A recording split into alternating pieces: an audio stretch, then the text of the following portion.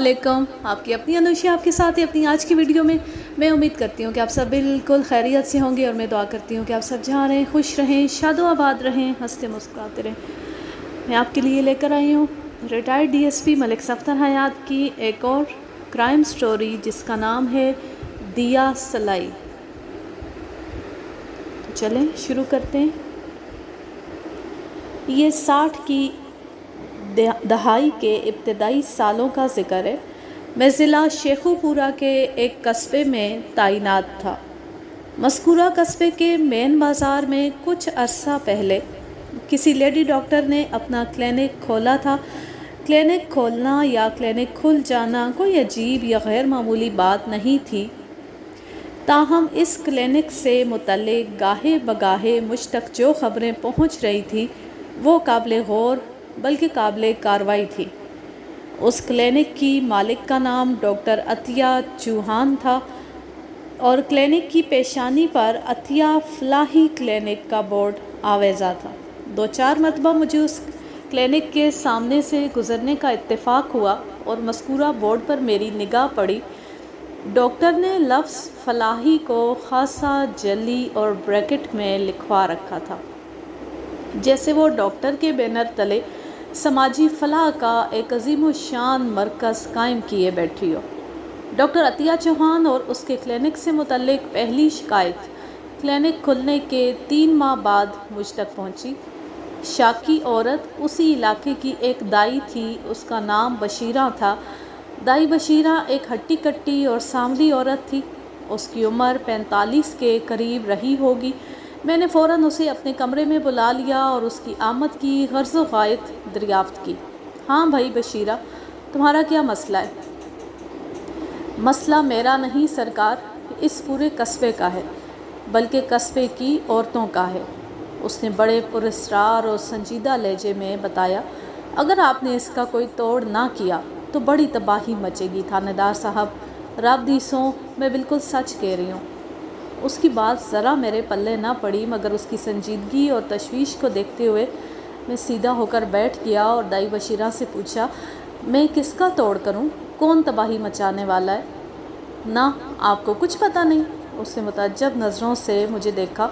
वो बेयकीनी से मेरी सूरत को तकते हुए बोली, मैं उस पर कटी चमक छल्लो लेडी डॉक्टर की बात कर रही हूँ, वो जिसने उधर मेन बाज़ार में अपना क्लिनिक खोल रखा है। क्या नाम है उस मनहूस का? उसने सोचने वाले अंदाज में अपनी पेशानी को मसला और बोली, डॉक्टर अतिया चौहान। दाई बशीरा ने डॉक्टर अतिया को परकटी शायद इसलिए कहा था कि मज़कूरा डॉक्टर ने सर के बाल बॉय कट बनवा रखे थे। उस ज़माने में औरतों के बाल कटवाने का रवाज आम नहीं हुआ था और गांव देहात में तो इस फ़ेल को गुनाह तस्वर किया जाता था। खैर, मैंने दाई बशीरा की जानिब मुतवज्जो होते हुए कहा, बशीरा, डॉक्टर अतिया ने क्लिनिक नहीं खोला बल्कि क्लिनिक खोला है। उसने तलफ़्फ़ुज़ के हवाले से भी क्लिनिक ही बोला था, इसलिए मैंने वजाहत ज़रूरी समझी। क्लिनिक और क्लिनिक का फ़र्क उस पर वाज़े हुआ तो वो जोश भरे लहजे में बोली, देखे थानेदार साहब, अल्लाह तवक्कुल और ख़ुद बख़ुद ज़ुबान से जो निकल जाए वही दुरुस्त होता है। आप समझें कि उस डॉक्टरनी ने क्लिनिक ही खोला है, क्लिनिक ही खोला है। बड़ा गंद फैला रही है वो जी। बात के इख्तिताम पर उसने ऐसा मुंह बनाया जैसे अचानक और बेखबरी में उसने कोई कड़वी शे चबा ली हो। मैंने उसकी आंखों में देखते हुए सवाल किया, तुम्हें डॉक्टर अतिया से क्या शिकायत है? उसने खासा घुमावदार जवाब दिया, थानेदार जी, मुझे क्या शिकायत होगी? मैं तो इस इलाके की बेखबर औरतों का केस लेकर आपके पास पहुंची हूँ। ये जो डॉक्टर अतिया है ना, ये पैदाइश के पर्दे में उनसे बड़ी ज़्यादती कर रही है। ये बड़ा ख़तरनाक मंसूबा लेकर हमारे कस्बे में आई है। मुझे तो ये अंग्रेज़ों की एजेंट लगती है। बशीरा दाई की बातें खासी उलझी हुई थी, शायद उसे मुद्दा बयान करने का ढंग नहीं आता था। मैं अभी तक उसकी बात समझ नहीं सका था। मैंने सख्त लहजे में पूछा, बशीरा, ज़रा वजाहत से मुझे बताओ कि लेडी डॉक्टर इस कस्बे की औरतों के साथ किस किस्म की ज़्यादती कर रही है? तुमने पैदाइश का हवाला क्यों दिया? वो अफसोसनाक नज़र से मुझे देखने लगी, फिर ठंडी आ भरते हुए बोली, اب مجھے یقین ہو گیا کہ آپ ڈاکٹر عطیہ اور اس کے کرتوتوں کے بارے میں واقعی کچھ نہیں جانتے۔ تھانے دار جی، ڈاکٹر عطیہ بچوں اور عورتوں کا علاج کرتی ہے، اس کے علاوہ وہ پیدائش کے کیس بھی لیتی ہے۔ آپ میرا مطلب سمجھ رہے ہیں نا؟ میں اس کا اشارہ سمجھ گیا تھا۔ پیدائش کے کیس سے اس کی مراد ڈیلیوری کیسز تھی۔ میں نے اسبات میں گردن ہلائی تو اس نے کہا، تھانے دار جی، بچوں اور عورتوں کا عام علاج تو ایک بہانہ ہے۔ اس آڑ میں وہ اپنے منصوبے پر عمل کر رہی ہے۔ آپ نے اگر اسے روکا نہیں تو بہت غلط ہو جائے گا۔ تم نے عورتوں کے پیدائش والے معاملے پر خاصا زور دیا ہے، لیکن ابھی تک یہ نہیں بتایا کہ ڈاکٹر عطیہ اس سلسلے میں کیا گڑبڑ پھیلا رہی ہے۔ تم نے ڈاکٹر کو انگریزوں کی ایجنٹ کہا ہے، یہ کیا قصہ ہے؟ اس نے کہا، آپ نے شاید اس ڈاکٹر کو دیکھا نہیں، بالکل مردوں والا حلیہ بنا رکھا ہے، کبھی تو پتلون بھی پہن لیتی ہے، بال بھی مردوں کی طرح کٹوا رکھے ہیں۔ میں نے دیکھا تو نہیں، سن رکھا ہے کہ انگریز عورتیں اسی حلیے میں رہتی ہیں۔ انگریزوں جیسا حلیہ بنانے سے انسان انگریزوں کا ایجنٹ کیسے ہو جاتا ہے؟ میں نے اس کی بات کاٹ کر پوچھا، آپ مجھے بتانے تو دیں، میں اسی طرف آ رہی تھی۔ آپ جانتے ہیں انگریز مسلمانوں کے پرانے دشمن ہیں، وہ انہیں بڑھتا اور پھلتا پھولتا نہیں دیکھ سکتے۔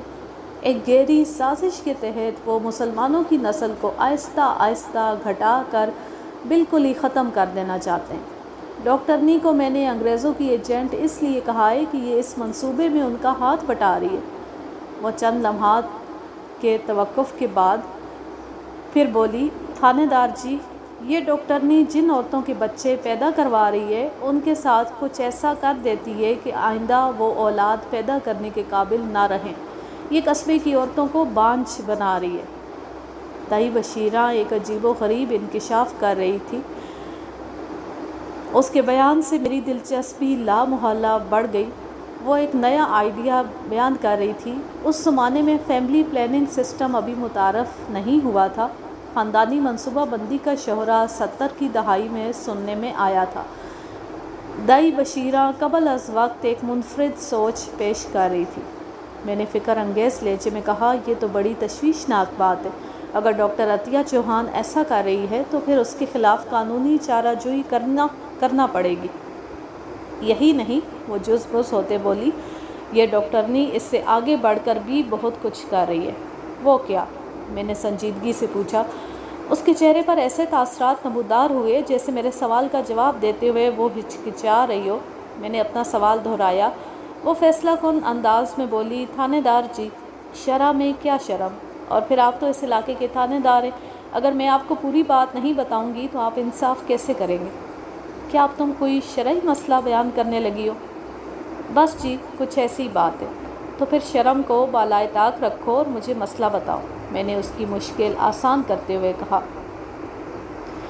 وہ چند لمحات کی سوچ بچار کے بعد نہایت ہی محتاط الفاظ کا استعمال کرتے ہوئے بولی کہ لیڈی ڈاکٹر عطیہ چوہان مانع حمل یعنی ابارشن وغیرہ کے کیس بھی لے رہی تھی۔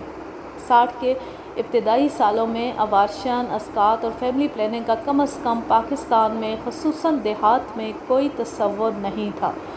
دائی بشیرہ جو کچھ بتا رہی تھی وہ حیرت انگیز ہونے کے ساتھ ساتھ تشویشناک بھی تھا۔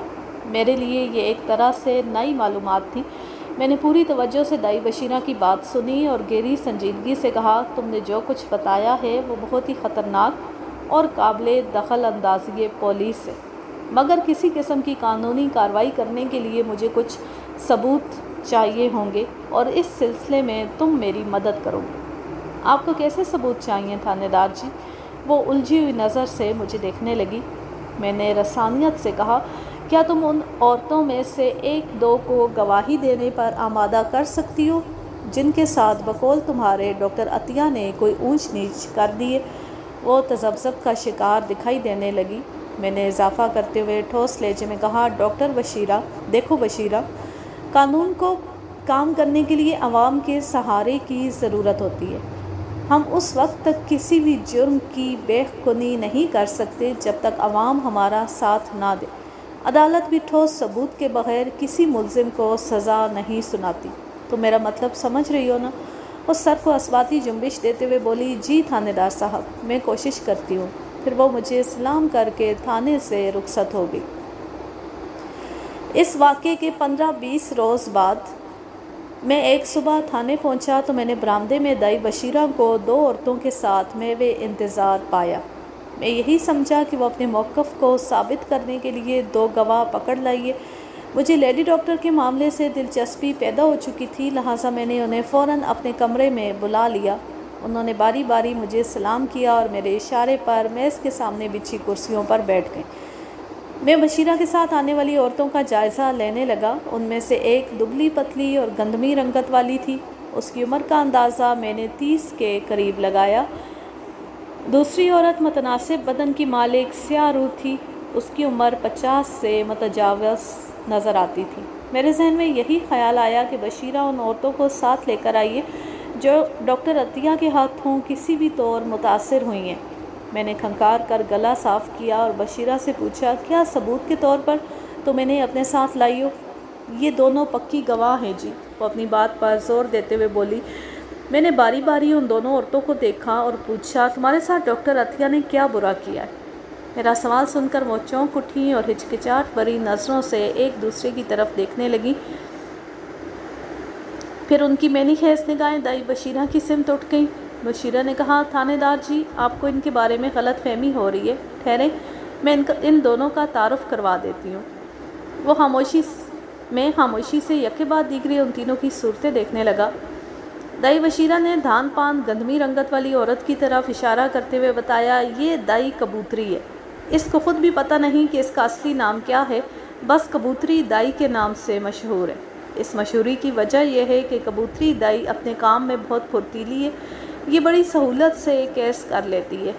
کہتے ہیں ادھر کبوتری نے زچہ کو ہاتھ لگایا، ادھر بچہ دنیا میں آیا۔ بچے پیدا کروانے کا 20 سالہ تجربہ ہے اس کے پاس۔ 1 منٹ، میں نے قطع کلامی کرتے ہوئے کہا، کیا یہ دائی کبوتری کم عمری ہی سے اس پیشے میں آ گئی تھی؟ اس کی عمر 30 سے زیادہ تو نہیں لگتی۔ یہی تو کمال ہے تھانے دار جی، دائی بشیرہ ہاتھ لہراتے ہوئے بولی، کبوتری اپنی پھرتی اور کاٹھی کی وجہ سے 30 سے زیادہ کی نظر نہیں آتی، جبکہ حقیقت یہ ہے کہ یہ اللہ کی بندی 40 سے اوپر کی ہے۔ اکثر لوگوں کو اس کے بارے میں دھوکہ ہو جاتا ہے۔ واقعی بشیرہ بالکل درست کہہ رہی تھی۔ بشیرہ نے دوسری عورت کا نام حنیفہ بتایا۔ پیشے کے اعتبار سے وہ بھی ایک دائی ہی تھی۔ سیاہ روح حنیفہ کی عمر تقریباً 50 کے لگ بھگ تھی۔ ایک بات کا اور بھی پتہ چلا کہ حنیفہ کی بینائی خاصی کمزور تھی، تاہم وہ اپنے طویل تجربے کی بنا پر ڈیلیوری کیس بہت آسانی سے کر لیتی تھی۔ میری سمجھ میں نہیں آ رہا تھا کہ دائی بشیرہ اپنی ہی قبیل کی 2 عورتوں کو میرے پاس کیوں لائی تھی۔ میں نے اس سے سوال کرنا ضروری سمجھا، بشیرہ، یہ کبوتری اور حنیفہ کس سلسلے میں یہاں آئی ہیں؟ میں نے تو تمہیں لیڈی ڈاکٹر عطیہ کے خلاف گواہ لانے کو کہا تھا۔ یہ دونوں اس ڈاکٹرنی کے خلاف گواہی دینے کو تیار ہیں۔ میری طرح یہ بھی ڈاکٹرنی کے کرتوتوں سے پوری طرح واقف ہے۔ بادیوں نظر میں مجھے وہ معاملہ دائیوں کا گٹھ جوڑ لگا۔ میں نے بڑے کھلے الفاظ میں ان پر واضح کرنے کی کوشش کی، آپ لوگ جو کچھ بھی کہہ رہے ہیں وہ قانون کی زبان میں ڈاکٹر عطیہ پر عائد کردہ ایک الزام ہے۔ یہ متعدد الزامات ہیں۔ عدالت کسی ملزم کو سزا دینے کے لیے ٹھوس ثبوت مانگتی ہے، اس کے جرم کی شہادت پیش کرنا پڑتی ہے عدالت میں، تب کہیں جا کر کامیابی حاصل ہوتی ہے۔ ان خالی کھولی باتوں سے کچھ ہاتھ نہیں آتا۔ ہم خالی کھولی باتیں نہیں کر رہے تھانے دار جی، کبوتری نے مجھ سے مخاطب ہوتے ہوئے کہا، میں ایسی 3 عورتوں کو جانتی ہوں۔ میں کیا، یہ دونوں بھی ان عورتوں سے واقف ہیں جو ڈاکٹرنی کی زیادتی کا شکار ہوئی ہیں۔ ان 3 بدنصیب عورتوں کے نام سغراء، بلقیس اور زرینہ ہیں، اور وہ اسی قصبے کی رہنے والی ہیں۔ کبوتری کے بیان نے میری دلچسپی کو اور بڑھا دیا۔ میں نے پوچھا، ڈاکٹر عطیہ چوہان نے ان عورتوں کے ساتھ کیا کیا ہے؟ 3 ماہ پہلے سغراء نے ڈاکٹرنی کے کلینک پر ایک بچے کو جنم دیا۔ چند دن کے وقفے سے بلقیس کی بچی بھی اسی ڈاکٹرنی کے ہاتھوں پیدا ہوئی۔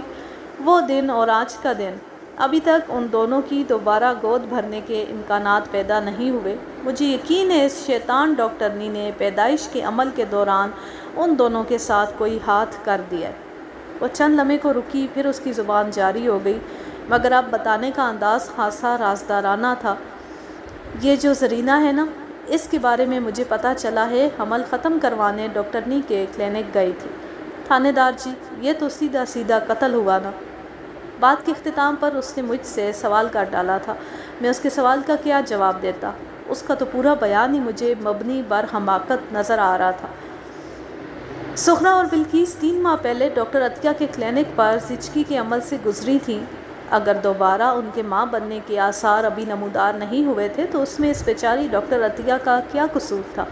اور جہاں تک زرینہ کے اسقاط کا تعلق تھا تو اگر واقعی اس میں کوئی حقیقت تھی تو پھر ڈاکٹر عطیہ کو مورد الزام ٹھہرانا درست نہیں۔ ڈاکٹر عطیہ نے زبردستی پکڑ کر زرینہ کو اس عمل سے تو نہیں گزارا ہوگا۔ وہ اپنی کسی مجبوری یا ضرورت کے تحت ہی اس کے کلینک تک گئی ہوگی۔ اب مجھے واقعی یقین ہونے لگا کہ ان 3 دائیوں نے باہمی گٹھ جوڑ سے لیڈی ڈاکٹر عطیہ کے خلاف محاذ بنا لیا تھا۔ عطیہ کلینک نے روایتی دائیوں کا دھندا متاثر کیا تھا، اور یہ بات بعید القیاس نہیں تھی کہ وہ تینوں ڈاکٹر عطیہ سے دشمنی پر اتر آئی ہوں۔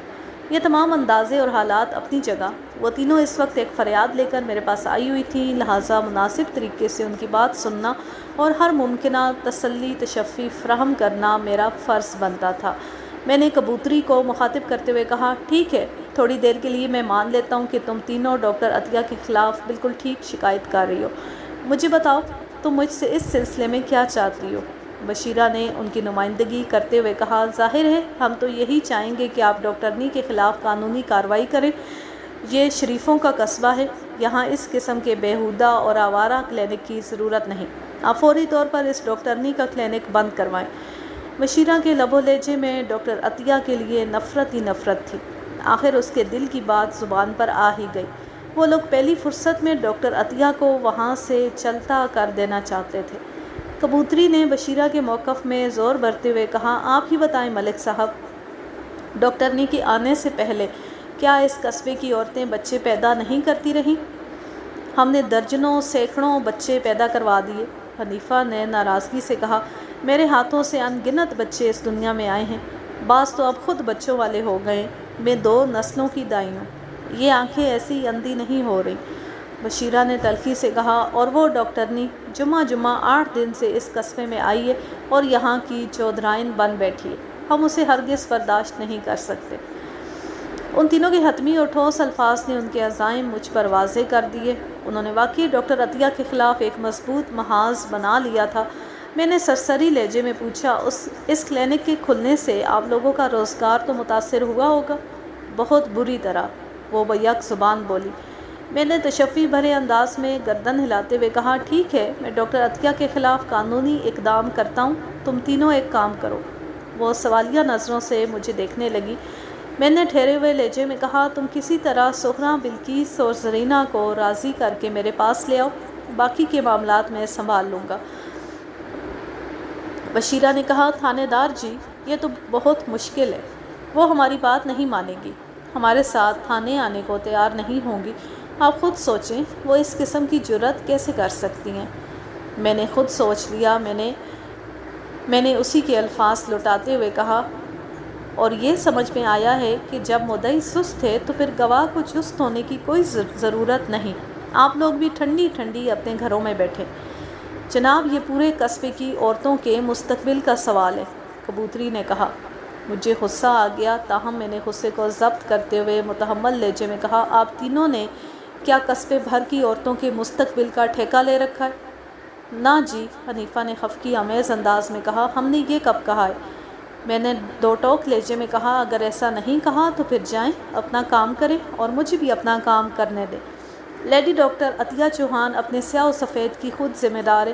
اگر اس کی کوئی غیر قانونی حرکت میری نظر میں آ گئی تو میں اسے چھوڑوں گا نہیں، ورنہ مجھے خواہ مخواہ کسی کو تھانے اور کچہری کے چکر لگوانے کا شوق نہیں۔ میرا اٹل جواب سن کر ان کے منہ لٹک گئے۔ اب اس میں کسی شک و شبے کی گنجائش باقی نہیں رہی تھی کہ وہ تینوں ڈاکٹر عطیہ سے کاروباری حسد میں مبتلا تھیں، اور ان کے اس حسد کا فی الحال میرے پاس کوئی علاج نہیں تھا۔ وہ رخصت ہونے کے لیے اٹھ کھڑی ہوئیں تو کبوتری نے ایک عجیب بات کہہ دی، تھانے دار جی، لگتا ہے آپ بھی ڈاکٹرنی کے ساتھ مل گئے۔ اس کے لہجے میں موجود طنز نے مجھے چونکنے پر مجبور کر دیا۔ بے ساختہ میں پوچھ بیٹھا، کیا کوئی اور بھی ڈاکٹر عطیہ سے ملا ہوا ہے؟ بشیرہ نے بڑی منحوس انداز میں سر کو اثباتی جنبش دی۔ دوسری دونوں نے اس کی تائید ضروری جانی۔ مجھے یوں محسوس ہوا جیسے وہ کوئی نہایت ہی اہم انکشاف کرنے والی ہوں۔ میں نے متذبذب لہجے میں پوچھا، کون؟ نادر خان، کبوتری نے ٹھہرے ہوئے انداز میں جواب دیا۔ نادر خان ایک معروف کاروباری شخصیت تھا۔ پرانی غلہ منڈی میں اس کی آڑت کی دکان تھی۔ وہ اس قصبے کا ایک صاحب حیثیت شخص تھا۔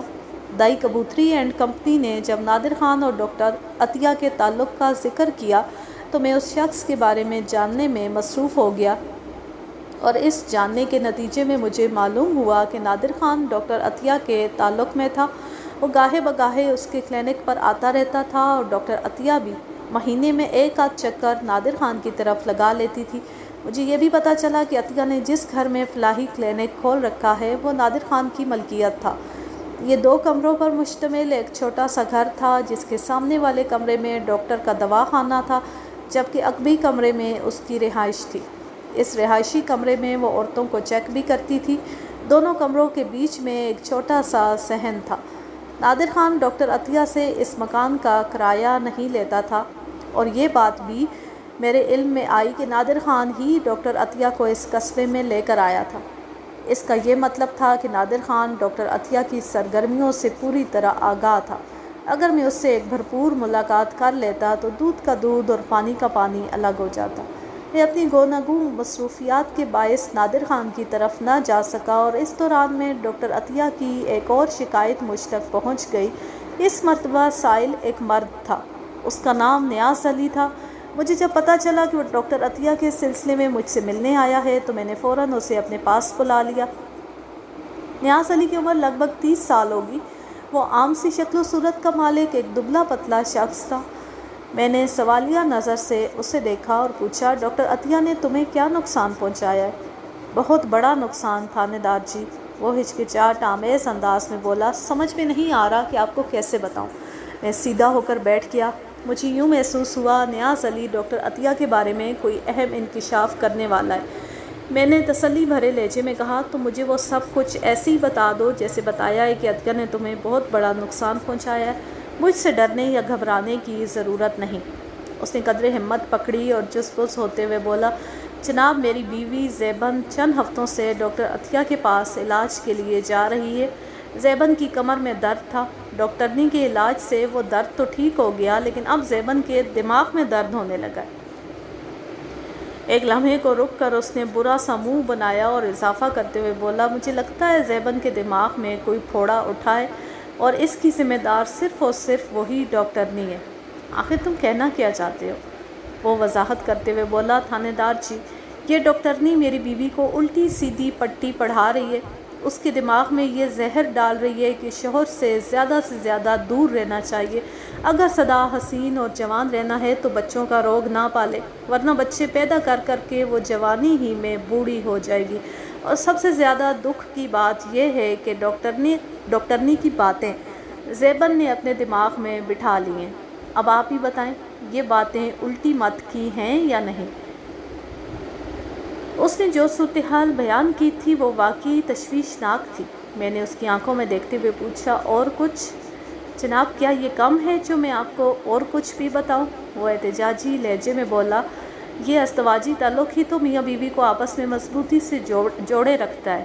یہ ایک طرح سے محبت کا مضبوط رشتہ ہے، اور یہ کم بخت ڈاکٹرنی اسی اہم ترین رشتے کی دشمن بن بیٹھی ہے۔ تھانے دار جی، میں تو ایک بزدل اور شریف آدمی ہوں، اس لیے فریاد لے کر آپ کے پاس چلا آیا ہوں۔ اگر ڈاکٹرنی نے کسی گرم دماغ والے خاوند کی بیوی کو یہی پٹی پڑھانا شروع کر دی تو پھر آپ کسی بھی خطرناک نتیجے کے لیے تیار رہنا۔ گرم مزاج اور غصہ ور خاوند جھنجھلاہٹ میں کچھ بھی کر سکتا ہے۔ وہ اپنی بیوی کی بھی ایسی کم تیسی کر سکتا ہے، اور اس ڈاکٹرنی کو بھی بھرپور مزہ چکھا سکتا ہے۔ نیاز علی کی بات میں اچھا خاصا وزن تھا۔ وہ شوروں کی جس فطری رد عمل کی جانب اشارہ کر رہا تھا وہ میرے لیے خلاف توقع نہیں تھا۔ فطرت کے اصولوں میں رکاوٹ کھڑی کرنے سے بگاڑ ہی پیدا ہوتا ہے، کسی قسم کی بہتری کی توقع نہیں رکھی جا سکتی۔ میں نے اسی وقت فیصلہ کر لیا کہ اب لیڈی ڈاکٹر عطیہ چوہان کے سلسلے میں کوئی عملی قدم اٹھانے کا وقت آ گیا ہے، ورنہ مجھے محسوس ہو رہا تھا کوئی بہت بڑا فتنہ اٹھ کھڑا ہوگا۔ میں نے نیاز علی کو مخاطب کرتے ہوئے تسلی آمیز لہجے میں کہا، تم گھر جاؤ اور اپنی بیوی کو پیار محبت سے سمجھانے کی کوشش کرو۔ میں ڈاکٹر عطیہ کو تھانے بلوا کر اس سے بات کرتا ہوں۔ انشاءاللہ کوئی نہ کوئی حل اس مسئلے کا نکل ہی آئے گا، تم فکر نہ کرو۔ وہ اٹھ کر کھڑا ہو گیا اور مایوسی سے بولا، آپ کہہ رہے ہیں تو میں ایک اور کوشش کر کے دیکھ لیتا ہوں، ورنہ شرافت کی راہ پر رہتے ہوئے تو میں نے ہر کوشش کر لی ہے۔ میں نے منت خوشامد کو بھی آزما لیا ہے، اب لات جوتا تو مجھ سے ہوتا نہیں، کوئی سنے گا تو کیا کہے گا، خواہ مخواہ میری ناک ہی کٹے گی۔ انسان کی عزت اس کے ہاتھ میں ہوتی ہے۔ لوگوں کا حال تو اس کوے جیسا ہے جو کسی بھی گھر سے دھواں اٹھتے دیکھ کر یہ یقین کر لیتا ہے کہ وہاں ضرور کچھ پک رہا ہوگا۔ بات ختم کرتے ہی اس نے دونوں کانوں اور ناک کو چھوا۔ میں نے قدرے سخت لہجے میں کہا، دیکھو نیاز علی، وقت اور زمانے کو کبھی برا نہیں کہنا چاہیے، ہر دور میں اچھے برے لوگ موجود ہوتے ہیں، زمانہ انہی لوگوں سے مل کر بنتا ہے، لہٰذا لوگوں کے اعمال کا الزام زمانے کو نہیں دینا چاہیے۔ بہرحال تم اس وقت سخت پریشان ہو، بیوی تمہارے قابو سے نکلی جا رہی ہے، لیکن تم فکر نہ کرو، میں تمہیں یقین دلاتا ہوں سب ٹھیک ہو جائے گا انشاءاللہ بہت جلد۔ نیاز علی کے جانے کے بعد میں نے حوالدار کو اپنے کمرے میں بلا لیا۔ وہ آ کر میرے سامنے کھڑا ہوا تو میں نے اسے بیٹھنے کو کہا، پھر پوچھا، تمہاری بیوی آج کل کہاں ہے؟ وہ سوالیہ نظر سے مجھے دیکھتے ہوئے بولا، میری گھر والی کہاں جائے گی، وہ گھر میں ہی ہے میرے 3 بچوں کے ساتھ۔ بوٹا، میرے پوچھنے کا مطلب یہ ہے کہ وہ اپنے میکے میں ہے یا سسرال میں؟ حوالدار محمد بوٹا موضع چنی وال کا رہنے والا تھا اور جس قصبے میں ہمارا تھانہ واقع تھا، بوٹا کی بیوی صفیہ کا میکہ یہیں تھا۔ صفیہ کے حوالے سے میرے ذہن میں ایک اچھوتا آئیڈیا آیا تھا اور اسی سلسلے میں میں نے بوٹا کو اس وقت اپنے پاس بلایا تھا۔ بوٹا کی بیوی صفیہ ایک چالاک اور کائیاں عورت تھی۔ میرے سوال کے جواب میں بوٹا نے بتایا، صفیہ ادھر چنی وال میں ہے جی، میرے ماں پیو کے ساتھ۔ آپ میری بیوی کے بارے میں اتنی شد و مت سے کیوں پوچھ رہے ہیں ملک صاحب؟ میں نے گول مول جواب دیا، اس کی اچانک یہاں ضرورت پیش آ گئی ہے، کیا تم چند دن کے لیے صفیہ کو اس کے میکے میں چھوڑ سکتے ہو؟ ضرور چھوڑ سکتا ہوں ملک صاحب، پر پتہ تو چلے آخر معاملہ کیا ہے۔ میں نے ٹھہرے ہوئے لہجے میں کہا، میں ڈاکٹر عطیہ چوہان کے بارے میں خفیہ تفتیش کرنا چاہتا ہوں، تمہیں تو معلوم ہی ہے آج کل کیا قصہ چل رہا ہے، مجھے امید ہے صفیہ بہت جلد اندر کی بات کھینچ لائے گی۔ ہاں جی، میری گھر والی تیز تو بہت ہے، اور زمینی انداز میں بولا، آپ مجھے 1 دن کی چھٹی دے دیں، پھر میں آپ کو MBBS بن کر دکھاتا ہوں۔ اس کے لہجے میں قدرے شوخی پائی جاتی تھی۔ میں نے حیرت سے پوچھا، تمہیں جو بننا تھا بن گئے، ایک حوالدار بننے کے بعد تم ڈاکٹری کس طرح پڑھو گے؟ میں نے کب کہا ہے میں ڈاکٹری پڑھنے جا رہا ہوں؟ تم نے کہا نہیں MBBS بن کے دکھاؤ گے؟ او ملک صاحب، میرا مطلب وہ والا MBBS نہیں تھا۔ پھر کیا مطلب تھا تمہارا؟ وہ وضاحتی انداز میں بولا، جناب MBBS سے میری مراد تھی میاں بیوی بچے سمیت۔ وہ ایک لمحے کو رکا، پھر اضافہ کرتے ہوئے بولا، میں 3 ماہ سے چھٹی پر نہیں گیا، صفیہ نے کئی بار پیغام بھجوایا ہے، وہ اپنے ماں باپ سے ملنے آنا چاہتی ہے، چلو اس طرح دونوں مسئلے حل ہو جائیں گے، میاں بیوی اپنے بچوں سمیت یہاں پہنچ جائیں گے۔ آئندہ 10 منٹ میں میں نے بوٹا کو سمجھایا کہ اس کی بیوی کو کیا فرض ادا کرنا تھا۔ میں نے کہا، بوٹا تمہیں سب سے پہلے اپنی بیوی کو اعتماد میں لینا ہوگا، اسے اچھی طرح تاکید کر دینا کہ وہ اس منصوبے کے بارے میں کسی کو نہ بتائے، ورنہ بنا بنایا کھیل بگڑ جائے گا۔ آپ فکر ہی نہ کریں ملک صاحب، صفیہ بڑی سمجھدار عورت ہے۔ وہ گہری سنجیدگی سے بولا، میں اس سے جو کہہ دوں گا وہ اس سے 1 انچ ادھر ادھر نہیں ہوگی، ویسے بھی اسے جاسوسی کا بہت شوق ہے، یہ کام وہ بڑی رازداری سے کر لے گی۔ اس کے خاموش ہوتی میں نے کہا، بوٹا تم دنیا کے ان چند خوش نصیب شوہروں میں سے ایک ہو جن کی بیویاں ان کی مرضی سے 1 انچ ادھر ادھر نہیں جاتی۔ فی الحال میں اس ذیل میں ذاتی تجربہ تو نہیں رکھتا، تاہم میں نے اکثر شوہروں کو بیویوں کی نافرمانی اور سرکشی کی داستانیں بیان کرتے ہی سنا ہے۔ آج کے لیے بس اتنا ہی، اب میں لیتی ہوں آپ سے اجازت، جہاں رہیں خوش رہیں، شاد و آباد رہیں، ہنستے مسکراتے رہیں، اللہ حافظ، اللہ نگہبان۔